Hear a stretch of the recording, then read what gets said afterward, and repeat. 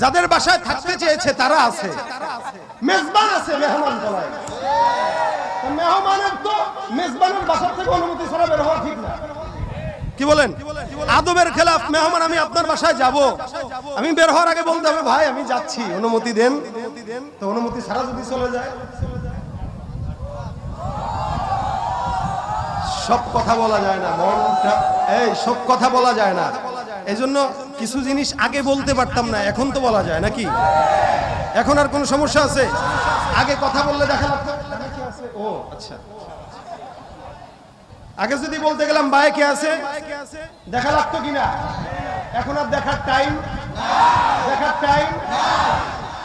তবে এই নাইটাকে স্থায়িত্ব করার জন্য ইসলাম দরকার, এই নাইটাকে স্থায়িত্ব করার জন্য কোরআন দরকার। আপনি যদি কোরআনকে বাদ দিয়ে এই নাইটা রাখতে চান, আমি বলবো এই নাই থাকবে না, আবারও আন্দোলন শুরু।